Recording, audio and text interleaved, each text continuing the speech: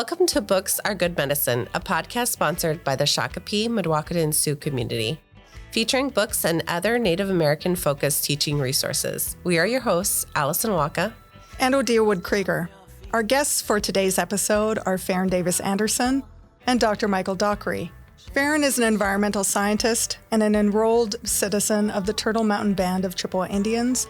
We're also Ojibwe, Anishinaabe, and Mitchifs in North Dakota. She works as the supervisor of environmental sciences for the Shakopee Mdewakanton Sioux community's Land and Natural Resources Department, where she is responsible for stewarding and restoring natural areas for the tribe. Ferin is also the author of a new book, Wildfire: The Culture, Science, and Future of Fire.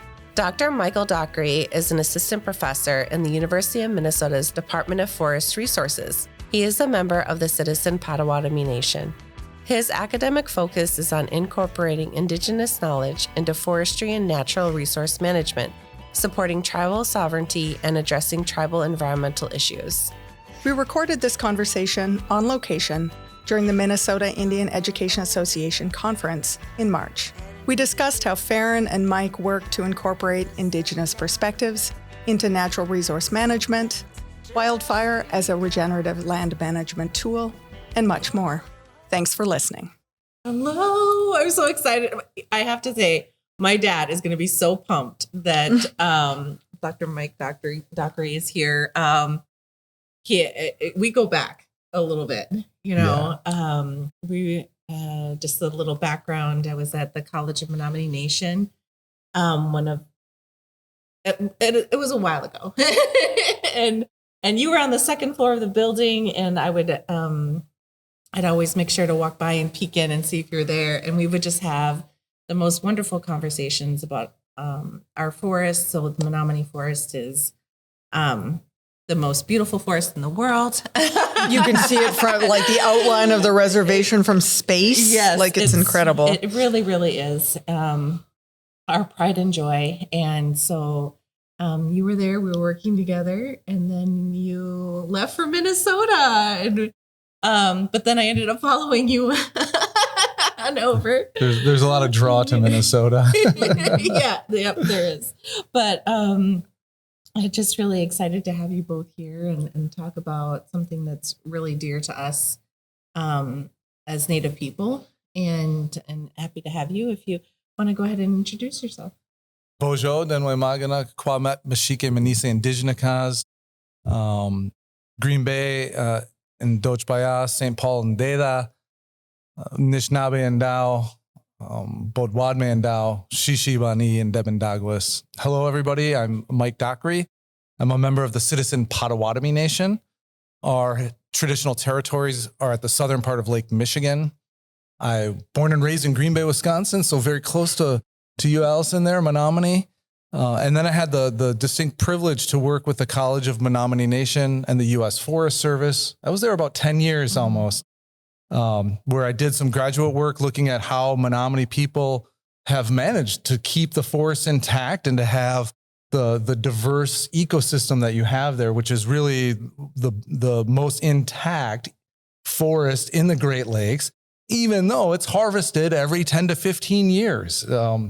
Any given acre. So it's pretty amazing that you have this truly sustainable forestry operation happening while preserving relationships with species, while preserving opportunities for youth and elders to go out, et cetera. So it was really my pleasure to be working with all of you over in Wisconsin. Now I'm a professor at the University of Minnesota in the Forest Resource Department and affiliate faculty in American Indian Studies. Yeah. We're lucky to have you. Yeah, thanks. And I'm Ferin Davis Anderson. I'm the Natural Resource Manager for the Shakopee Mdewakanton Sioux community in the Natural Resources Department. I've worked here for almost 9 years. It'll be 9 years at the end of this month. Can you believe it? Thank you. What's up? Can you believe it? I know. No, it's gone so fast.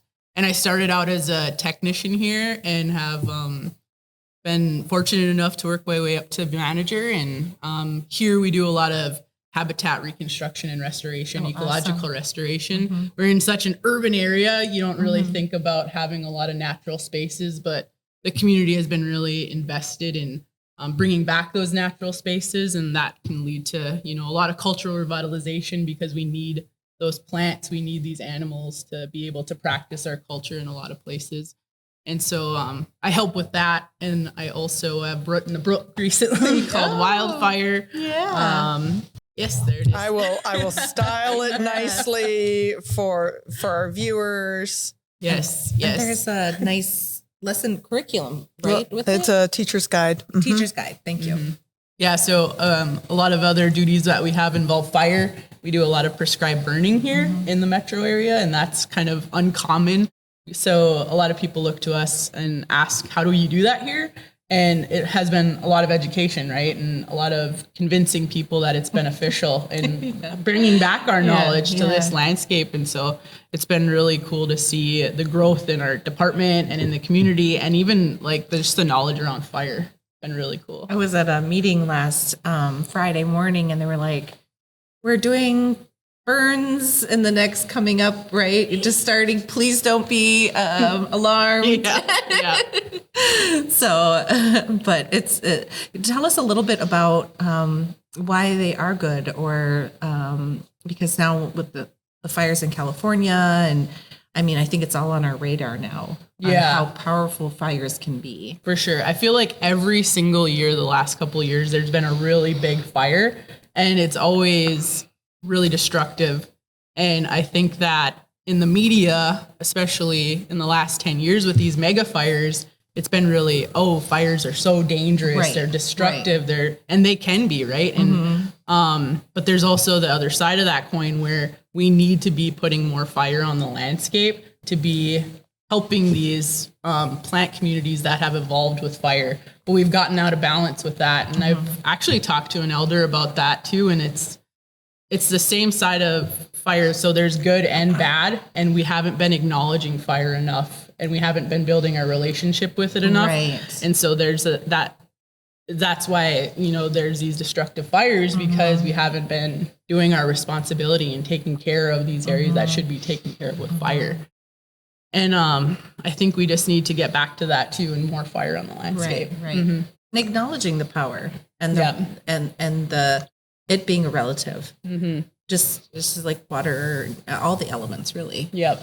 Prairie loves the fire, right? Yep. And so like here you are with prairie restoration, like it used to be, a tool used in hunting, light it, have the game go, but also we need all of those pieces to maintain. And I know Shakopee your prairie restoration has taken you a really long time. Yeah. And I think that we don't realize how much prairies need fire, because they can be, you can replant a prairie and not have fire, but it's never going to get to the level or the health or the vigor that it needs if you don't have fire in the community. And a lot of species, most of those species, are fire dependent. And so if you don't have it, they're not going to come back.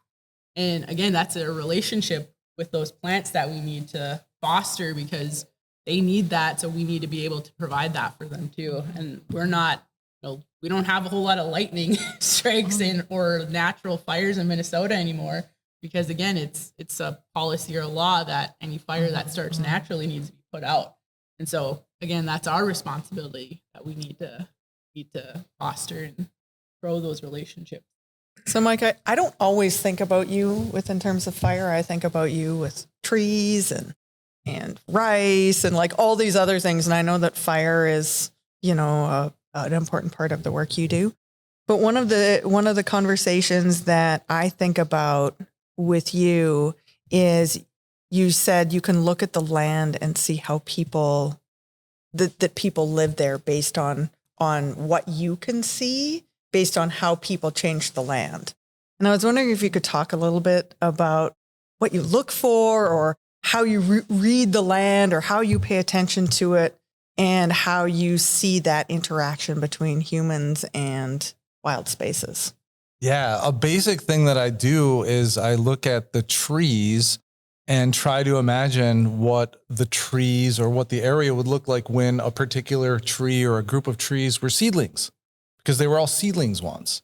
And that can kind of give you an insight into the ecological system and how we've been interacting with that system, because our forests live a long time. Trees live hundreds of years. So we're looking at a tree that's 200 years old, and you're looking back in time. Then you can really look back in time if you look at the tree rings, for example. And one of the things that the tree rings help you do is to age the tree. How old is this tree? So you get a fairly accurate understanding by counting the rings, how old this tree is. And then again, in your mind, you can say, well, if this tree is 150 years old, what did it look like as a seedling?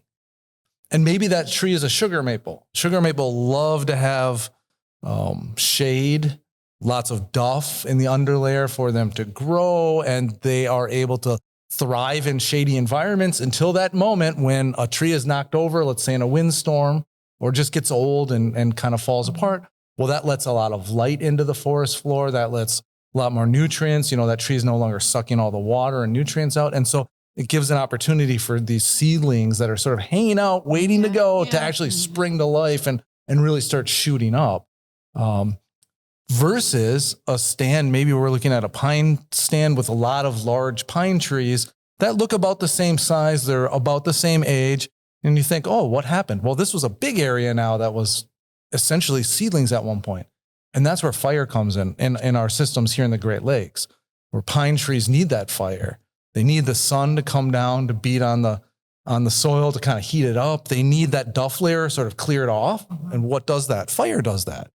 And so I can kind of look at these stands and think, oh yeah, 400 years ago. So on Menominee, there's all these really old pine. So let's just say they're 150, 200-year-old pine trees in groupings. And you can see those groupings and understand that, yeah, in the past, they weren't there. It was an open field, essentially, or an open area that was probably burned in the past. And you start understanding then what the forest actually needs, how we interacted with that. And then that helps us make plans for the future. I think we need to do a lot more thinking about fire in the Great Lakes region, in the Midwest, in Minnesota. Hearing you talk about the prairie restoration and the oak savanna work that I also know that you do, Ferin, that's amazing. And your willingness to share with others, because I think we all have to recognize a lot of the state is based on fire. Our ecosystems are fire dependent, and fire depends on us as humans. And that's the connection I think that we've forgotten about as a society at large. So I always love to bring books, and I don't know if folks have seen this. Have you seen this one yet, Allison? It's a collection of books edited by Robin Wall Kimmerer. So it's just all sorts of things. But one of them I really love, I'd started, and it talks about the process of becoming, right?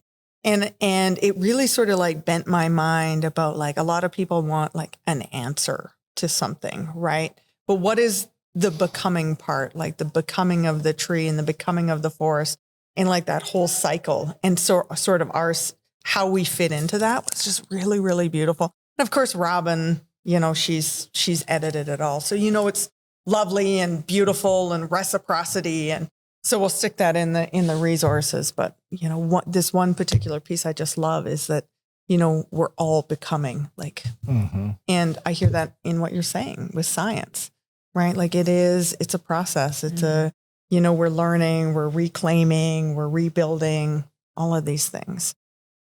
One of the things that I find lacking sometimes is there's a disconnect in that we were scholars, we were scientists, and we really were so intelligent and knowledgeable, especially about our environment and so forth. So I really appreciate you both being here and bringing attention to that, and the conversation that our kiddos can have, right? And they can start learning and understanding this. Like, driving through the forest with my son just recently, he was asking Papa, like, what is your favorite tree? How many different types of trees are there here?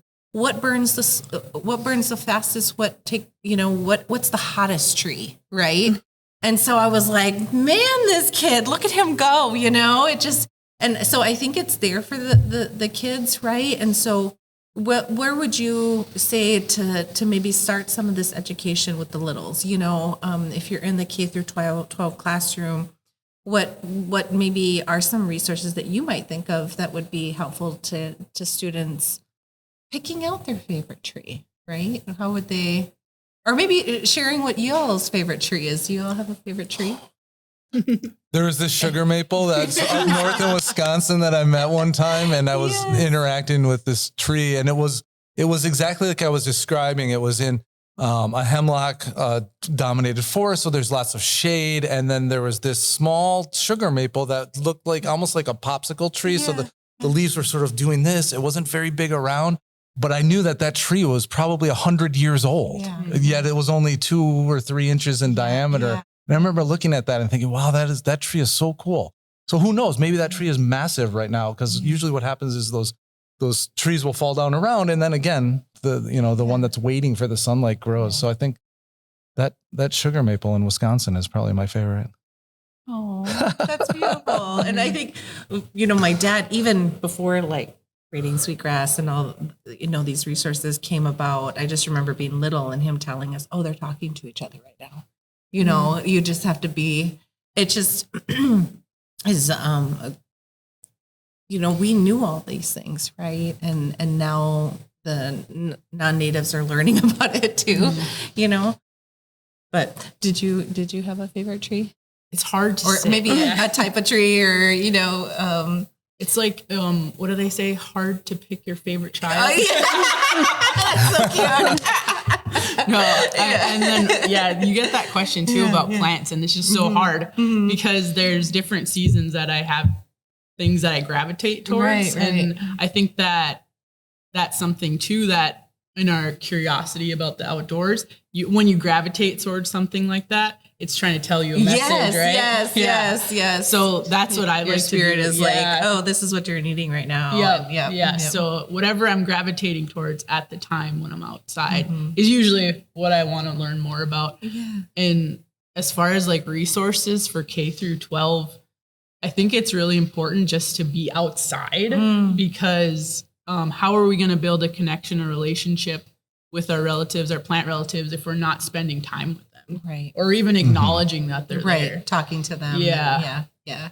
I feel it kind of enrages me just a little bit. Maybe I've talked about this before. I don't remember, but it's, these nature preschools and so forth. Not that they're bad or anything, but I'm just like, it just is like, that's how we used to teach our kids. Right. And now you took it away and now it's coming back as like a reinvented something. Yeah, that they charge a lot of money for, right? Yeah. And I'm just like, we used to just have our kids outside all day, every day and learning and playing and so it just, anyways, pet peeve. But I have to agree that our kids really need to be outside. We need to be outside. And it even shows with if you're like outside for like 20 minutes a day, your heart, all these health things that are better. And we definitely need to be outside and enjoying the plants around us and so forth. And I think when you get outside too, I start thinking about, asking what do trees need? Like what are trees looking for? They're looking for light. So, how's the light hitting these trees? Where is that going? Look up. Look down. Yes. What are you smelling? What are you, some of the like species you can taste is like, oh, this one tastes like this for these reasons. And you start engaging all of your senses with that. And I think you said it beautifully, like building our relationship with those relatives. That's what we need to be doing. I think, and you can't do it from a book. You can't do it from a computer screen. You can get a little start, but you don't really know who those other beings are unless you're interacting with them, and probably through the different seasons too. And that's where, fire and things, and thinking about seasonality of when does fire happen? When did we do it? Historically, how are our policies now dictating when and where fire happens on the ground? Once we have better understandings of those species and what they need, I think there'll be more acceptance for the forest management that we actually have to do to get ourselves out of the problem that we have these massive wildfires right now. Right. We need to prepare for that, right? And start, especially here in the Great Lakes. Because I do feel we see the future, right? And we just need to listen and actually do it. And you're leading that work, which is beautiful. So with your book and then the teaching guide, Did you help write that, didn't you? I did. Yeah. I knew I was like, I know it somewhere. We must have talked about it previously, and I just couldn't remember. Well, I brought some of your favorite books, your kiddos' favorite books. Oh. These ones. Oh, yes. And so there's actually 7 of them. There's Mother series, but what I love about them, the Bee Mother is the newest one. Did you see? You probably haven't seen. I'm bringing this up because they have a brand new one coming out, and it's cedar. So they have one on cedar. But so what I especially love is they'll do the seasonality of the life cycle, but also people aligned with that at the same time. So it takes place in northern British Columbia, sort of closer to the ocean. And I love these books, or, probably more of like a 4 to 6 grade level kind of thing, but they're beautiful. They talk about life ways, they talk about animals, things to pay attention to. And so it's like, how do people interact, right? Mm-hmm. What's the relationship there? And I think oftentimes like science is just numbers or data, and we forget that reciprocity of science. Mm-hmm. So I wanted to make sure that people saw those, and we'll make sure and put all those in the resource list too. And then of course, Braiding Sweetgrass for young adults, and then the OG. And then I talked a little bit about this one before we lost the lake, and it was a Canadian book where they drained a lake that was essentially a wetland. They said there were too many mosquitoes, and they didn't like it. And then, the white folks complained, and so they drained it. And now it's one of Canada's most fertile growing areas in southern British Columbia. But if folks remember, British Columbia had really bad flooding. Atmospheric, river happened, and it flooded. And this, Mike, we were talking, and it was like, oh, it did what it was supposed to do, and it started to flood again. And I was like, funny how that works. When you drain a wetland, the water will decide it wants to go back there. And so, Ferin, you had said something really interesting about California, and you're like, oh yeah, there, you had someone talking about a lake and how the lake used to be there. And I think it's really interesting that people forget what the land has always been. Mm-hmm. And now we have like these big problems. Yeah. Oh, we've got these big problems to solve, right? California and their drought. And be like, well, is it a big problem, or did we make this problem? Right. And I think water is a big thing that we're going to see. So, on both sides, we have mega fires that we're worried about, but also how are we routing water? How are we managing that? And in the Midwest, we don't necessarily need to worry about it. But I know that you work nationally, probably internationally, with fire and science. What are the things you and your colleagues are sort of keeping an eye on, national trends or things you're concerned about, or research that's happening that you might want to share with our listeners? I think it was interesting that you said that we don't have to worry about it here, but I think we don't have to worry about it yet. That's a great way to think about it. Yeah. And we maybe should be thinking about how our climate is changing in Minnesota, because it's been, yes. And I think that at this point, you can't really deny what's happening. And it's so evident, especially within the last couple of 5 years, we've had really... How many storms of the century have we had? Oh boy, yet another storm of the century. And so how are we preparing for that? And how are we understanding, again, how our relatives, our plants are going to respond to that? And so it is understanding what's happening with the phenology and what's happening with our water. And there's other technologies are also scary too, where we have these big, the data centers that consume so much water, and Minnesota is maybe a really good area to go to for these companies. And it's something we should just have on our radar, right?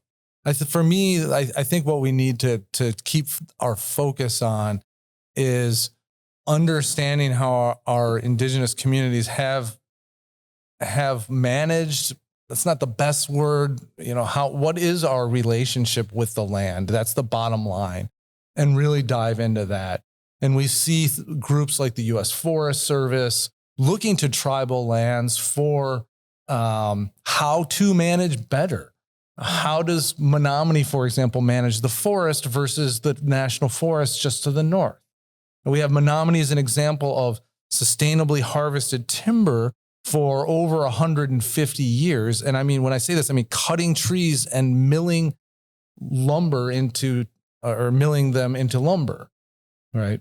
This, I'm not talking about historical fire use. I'm talking about contemporary forestry practices, but done in a way that there's more now than when they started 100 some years ago, you know, in the 1850s, and it's of higher quality. Like, we should be doing that in all of our forests. What that calls for, and I'm a forester, so you can say I'm biased, but what that calls for is harvesting more trees. Menominee's harvesting 10 times as much as the national forest. 5 times. That's we'll a hold lot. you to that. Yeah, Menominee is like 200 some thousand acres. The national forest is like 1 million, as I recall, and they're harvesting, you know, 5 times more on Menominee on a smaller acreage. Like, that tells me, and the forest is more healthy. That tells me that this sustainable forestry can actually happen. And so, but the question that I always have is like, why? Why does that national forest look different than Menominee? The same discussions happen out west with fire. Like, you have tribes that are doing underburns, and they do it in a way that's really different than how the Forest Service, for example, manages that land, or CAL FIRE out there. They're doing it in a way where they're engaging the whole community, because it's not just because fire is going to reduce fuel loading. That's the main push from land management agencies. Too much fuel, meaning we haven't harvested enough, or when we did harvest, it was massive blocks of even age forest. So all those trees out, you know, you see these pictures with either like square kind of grassy areas where they just harvested, and then areas of solid forest. Well, if you compare those photos with 100-year photos, you know, photos from 100 years ago in the same place, you'll see a lot of open kind of area, consistently fire, underburns. And so what that does is you get big groups of trees, and then a lot of opening with grasses and shrubs and things that produce food and habitat for animals, produce medicines for our peoples, produce materials for baskets and things like that. Blueberries are classic, you know, here in the Lake States, where fire and blueberries are interrelated. So understanding that and trying to get back to it. So I think there's opportunities here in the climate that we're in to actually, we do need to be harvesting more. Again, you can call me biased because I'm a forester, but I look at examples from Indigenous communities where they are harvesting more and having better outcomes. The problem that we have is, I think, politically, is trust. So there's not a lot of trust going around to say, hey, the Forest Service is going to start harvesting 5 times as much. That's going to cause a lot of people to really get upset and anxious. So I'll go back to trust. How do you build trust? Relationships. So not only do we have to improve our relationships, I think, with the other beings, the trees, the plants, the animals, the water, the fire itself, but we need to work on our relationships with each other. And I think we can get around, we can start doing that in areas like, if Ferin's going to be doing a prescribed burn here and other community members are engaged in that, that's starting to foster that human relationship too, because that's the only way we can solve these problems, by strengthening our relationships. So I think for me, the research and the area that's really exciting is to, again, understand historically how we've managed as Indigenous people, and then how do we bring that back into our communities, and how do we share that knowledge? And so things like the Wildfire book that you wrote does a beautiful job of that. It lets everybody know. It brings everybody into the conversation.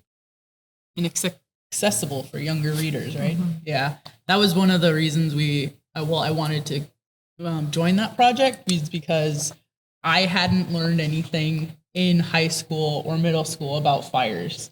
And I thought, you know, if we're going to continue to, you know, build our relationship with the land, we need to have students, we need to have more people understand what our relationship is, instead of only thinking of fire as destructive. And so we need to do a lot of education, a lot of relationship building. But I think we can get there. We have to. Yeah. And you are unique in your field, right? There aren't a lot of Native women in similar roles, correct? No, yeah, we need more. We need to get more. So how did you get on this path? How did I? That's a good question. I think that we have a tribal college back home, the Turtle Mountain Community College. And there was an opportunity there to work one summer, and we looked at lady slippers and wild rose. And I was on the track of science, but it was more like health related. And so then I took that position, and I realized, I can work outside and with plants. This is amazing. Yeah. And get paid for it. And it got paid pretty good too. And so that was just an opportunity, locally with the tribal college. And if I didn't have that, I probably wouldn't have gotten into natural resources. I mean, I like being outside, and I had, spaces to be outside. I grew up next to a prairie, but I never thought like it could be a career. So it's just having opportunities like that for our students, right? To be able to do that. So, and we so seldom hear about like hotshot crews that are all native and doing the work, but like there's a strong, like especially in Arizona, New Mexico, there are a ton of, very accomplished hotshot crews that are tribal run. So yeah, what really needs to happen is a fulfillment of the federal trust responsibility. I'm going to get a little bit deep here, but for every dollar that is spent on federal forest management, and the federal government is the trust holder, they have the trust for the Indian forests. And by trust, you mean like holding the purse strings. They like have the responsibility to maintain that, and manage that, the ultimate responsibility as part of, through our treaties and our historical relationships with the federal government and our tribal governments.